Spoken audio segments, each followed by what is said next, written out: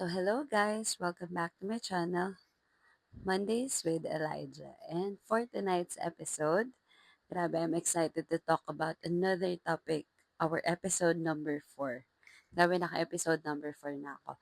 But anyways, for this episode, meron ako dito mga questions to get to know me better para may ma-retrieve ako someday at mabalikan. So let's start with question number 1. What are my strengths? Well, this season of my life, I think my strength is the relationships that I am building right now. The people around me help me grow to become a better person. And ayun, that is one of my strengths. Siguro physically fit din naman ako and active, and I think that's my strength also. And that's the top two strengths that I think I have. For the next question, what are my short-term goals and long-term goals? To be honest, I don't have any specific long-term goals, but I really want to see myself as a businesswoman, and I'm still working that time.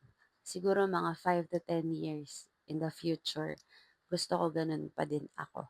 And ang short-term goal ko right now, as in ngayon, ang naiisip ko is mag-take ng CSE exam or Civil Service exam kasi gusto ko talagang maranasan magtrabaho sa government, and I really want to be part of some organization or some community na makakatulong talaga sa tao or sa masa. And that's my goals right now. And I hope hindi pa din yun mabago. So let's proceed to the next question. Who matters most to me? Well, to be honest, ngayon parang sobrang sentimental ko pagdating sa relationships. And syempre, who matters most to me right now is first, yung relationship ko kay God. Medyo churchy pero totoo. I really want to patch things up between me. Gusto ko magkaroon ulit kami ng deeper connection ni Lord. And next is my family kasi syempre, in the end of the day, uuwi at uuwi pa rin ako sa bahay namin, sa bahay ng mama at papa ko, and sa piling ng aking mga kapatid. And syempre, after the family is my special partner in life yan. Si Jason, shout out. And I hope you know it already na you matter most to me. And siguro yung last is syempre mga friends ko dyan na hindi ko na iisa-isahin pero alam kong alam nila na mahal at they matter most to me. For the fourth question, what am I passionate about? Well, right now, to be honest, ang pagiging passionate is something na naka-instill na sa'yo.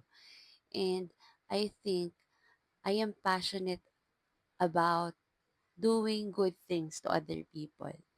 Ayan. To do such things na nakakatulong sa iba. Ayan. And I think that's one of the reasons kung bakit gusto ko talagang nakakasalamu or importante sa akin yung mga relationships, because I really do believe that reaching out other people is nasa puso ko na talaga siya. And that is something I am passionate about. And that's it. That's the thing that I'm passionate about. So, ayan, diretsuhin na natin sa last question.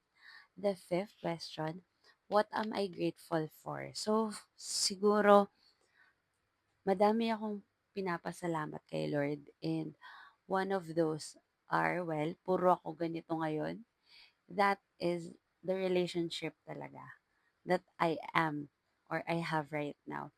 Yung mga people or mga tao na nakapaligid sa akin na pinapahalagahan ko ng lubos-lubos, sila yung pinagpapasalamat ko kay Lord. Kasi from the beginning, ayan, from my family, from my parents, talagang naranasan ko ang tunay na pagmamahal at tunay na relasyon. Siyempre, hindi naman perfect, pero having this kind of relationship taught me how to be perfectly imperfect in this life. And